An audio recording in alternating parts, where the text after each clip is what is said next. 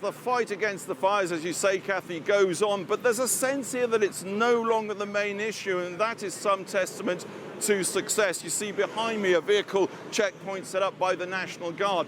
Yes, the evacuation zone's very much in place, and yes, securing those and stopping looting very much a priority.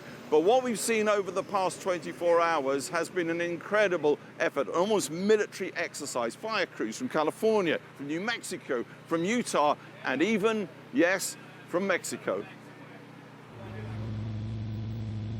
Day 7, LA's week-long attritional battle against the flames bears its scars. The ash-cloaked mountains of Southern California stretching for thousands of acres. So many homes in the neighborhoods they encircled obliterated. But, critically, the window of weaker winds has allowed firefighters to make huge progress against all the main fires, though there remain warnings that higher winds may test those gains. Elevated critical fire weather conditions will continue through Wednesday. These winds, combined with low relative humidities and low fuel moistures, will keep the fire threat in Los Angeles County very high.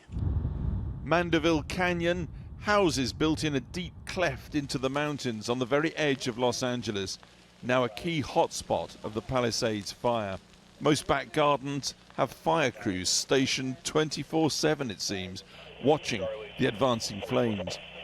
As these firefighters have put it, effectively they're triaging the houses. This one they consider well worth saving. Next door, not so good. There are piles of leaves and gas tanks. They're much more skeptical about that house's chances. And of course, everything depends on what happens with the fires burning just 80 meters up the hillside. These firefighters drove their appliances for 2 days south from Washington State to reinforce the effort here in Southern California. You're here now. What's the plan with regard to protecting these properties? So this backing fire that we have right now, we're going to let it back down to here. We're going to stop it, do our best to stop it here and protect the houses. You let it come all the way down and then you stop it? Yep. Why is that? Because up there it's going to to be really hard to secure that with dozers or hand lines or anything. We have a nice concrete structures here. So if we can get it to that, then we can put it out and we know it's not going to grow and rekindle. And it's not just neighboring states giving support. 70 firefighters sent by Mexico, the country from where around a third of Angelenos descend. Its culture, the bedrock of LA's identity. This is what friends do. This is what relationships are all about. They'll be out on the lines within the next 24, 36 hours, and we're very, very grateful. 3,000 miles away, President-elect Donald Trump, who has never been a firefighter, attacked the state response on social media. They just can't put out the fires. What's wrong with them? California's Governor Gavin Newsom has invited Trump to LA to see the devastation for himself. As the death toll rises, stories emerge, of course, of those who didn't make it. Fires had never reached the home of 83-year-old Erlian Kelly, making her adamant she wouldn't go. 66-year-old Victor Shaw's body found hosepipe in hand in the road outside his Pasadena home. The British-born child actor Rory Callum Sykes died when he refused to leave the cottage he lived in on his family's estate in Malibu. They said, "We've got no water." And I said, "Oh my God, my son is locked in his room." He died with carbon monoxide poisoning rather than burning. I didn't want any pain for my baby. Some who chose to stay, though, were more fortunate. Palm trees lit up, like it just looked like something out of a movie. Tristan Perez defied evacuation orders and fought flames around his home. Neighbouring houses succumbed to the blaze, igniting stored bullets and gas tanks. So now you have bullets flying, gas tanks exploding, ember raining down, you can't see anything, breathing's unbearable. And that's just a small snippet of what I was experiencing in my stay here. LA's traffic pulses along the arterial 405 freeway and life rolls on, but the psyche, the confidence is dented here under the looming reminder of the threat. Alex Thompson there. Well, earlier I spoke to Dr. Varun Sivaram, a Senior Fellow for Energy and Climate at the Council on Foreign Relations, and Dr. Peter Kalmus, a climate scientist and the author of Being the Change, Live Well and Spark a Climate Revolution. They've both lived and worked in the parts of Los Angeles which have been reduced to ash. I began by asking for their reactions to the devastating fires. It was devastating. It's been a crazy intense week, and there's kind of no words for it. I still am struggling emotionally. And you made the decision 2 years ago to move away from the Los Angeles area. To explain why you came to that decision. Los Angeles had been getting hotter since I moved there in 2008, more fiery. The droughts have been getting worse. And I just started having kind of imagining, like, if my neighborhood burned, how would I get out? What would I take? And then in 2020, there was a really big fire close to our home. And that was a big wake-up call for us. Dr. Varun Sivaram, you also worked in the area in Palisades, which is now, has been up in flames as well. Your response to what you've seen in the last few days? Yeah, absolutely. I mean, I started my career as a city official in the city of Los Angeles, senior advisor to the mayor. And the first project I ever did was to inaugurate a solar car wash, solar panels on a car wash in the Palisades. It's now right within the active fire zone. It's absolutely tragic. And my heart goes out to all my friends and everyone else who's lost homes and businesses. What Peter said is correct. It is the case that climate change has contributed to many of the conditions that make wildfires much more common. I mean, the last 4 years, 3 of those last 4 years have been the record-breaking wildfire years in recorded history. And this wildfire will be the most expensive in recorded history. But there isn't very much that we can do about stopping climate change right this second. It's not in the United States' control. It's not in the United Kingdom's control where you are. The number one response right this moment, pragmatically, is to build the adaptation resilience capability, both to withstand future disasters and to make them far less deadly, for example, by ensuring that folks don't build in the most disaster-prone areas. And in terms of removing the brush and keeping things clear so the area is less flammable, that's part of this sort of pragmatism you describe. Yeah, look, there are a lot of things we can do going forward. I mean, this disaster was unprecedented, but we sort of also could have seen some of this coming. Owing to climate change, owing to new precipitation patterns, for example, at least in part, we had record rainfall in California for 2 years and then record dryness or drought that created these bone dry conditions where the previous 2 wet years created a lot of vegetation.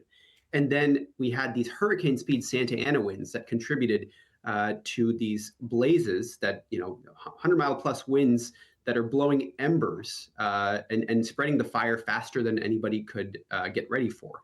Peter Kalmus, is it possible to approach this problem of climate change in that pragmatic way that Varun's just described? Well, my view is that this is only the barest beginning. The planet is still getting hotter. It will keep getting hotter as long as we burn fossil fuels. These kinds of disasters will get much, much worse. So yes, we have to take measures now, but at some level, eventually, this is going to, what all these suggestions will be completely overwhelmed by how hot the planet gets. We're at only about 1.5 degrees now. What it's going to be like when it's 2 degrees or 2.5 degrees above pre-industrial levels, it's going to be a nightmare that we can barely imagine right now.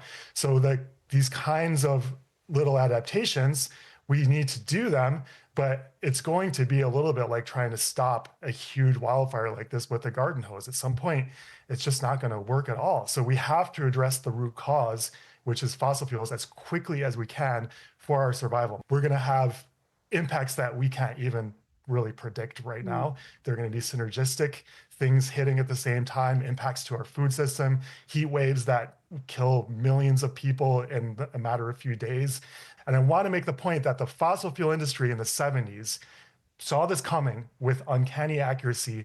They chose to spread disinformation and block action when they could have chosen to alert world leaders and work with us to transition. That's the choice I would have made.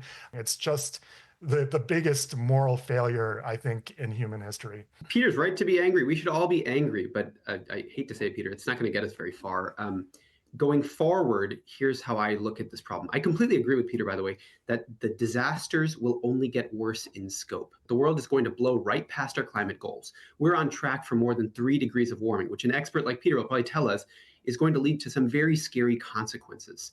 And so therefore, I think we don't need to do garden hose adaptations. We need to do large adaptation interventions. I agree with Peter that the ultimate solution for ensuring that the world is not consumed by these disasters is, in fact, to reduce fossil fuels globally. Over the next 75 years, the United States, and we can throw in the United Kingdom too, will account for less than 5% of future greenhouse gas emissions. We alone don't really matter.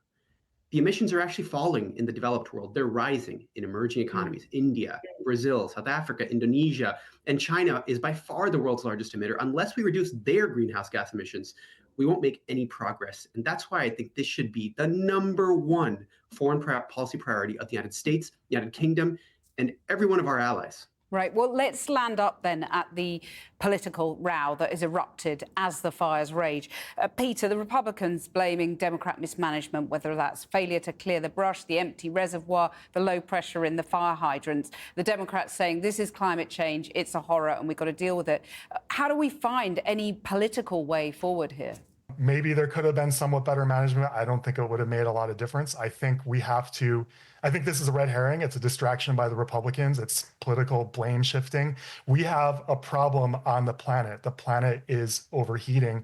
It's gotten to an emergency level. We have to start working together. And I think it is really important to get angry because the public right now is quite unfocused. They're confused. They're afraid. A lot of people don't realize that global heating is caused by fossil fuels. A lot of people think recycling will solve this. A lot of people don't know that the fossil fuel industry has been lying for decades, and there's powerful interests that want to block action. The only way to get those powerful interests to change is if the public pushes for that change. And I think anger is one way to get the public to push coherently. Just final word from both of you. Peter, do you have any hope for the future? Well, producing electricity from solar is now by far the cheapest way to produce electricity. And I think we have the solutions. We just have basically this very wealthy class, which continues to profit from fossil fuels and is blocking the implementation of these solutions. So yes, we will not transition away from fossil fuels overnight, but there's a ton that we could be doing right now to transition that we aren't doing. Varun, can you have any hope? If we ultimately decide the global energy transition is just too expensive and hard, the United States and others may take leadership in embarking on geoengineering approaches. These are kind of extreme, but they could enable us to limit the world's temperature increase through these extreme interventions, such as reflecting radiation from the Earth's atmosphere. And I think we may have to turn to those as the emergency brake to prevent further catastrophic global warming. Peter, you were shaking your head. We've got to stop beating around the bush. Yes, we may end up geoengineering, but it's a horrifying thought to me. We could have catastrophic termination shock in that scenario. It's like, why is it so hard to actually look at this directly and say it's caused by fossil fuels? We have to work together to end fossil fuels. Dr. Peter Kalmus, Dr. Varun Sivaram, thank you both very much for joining us. Thanks for having me.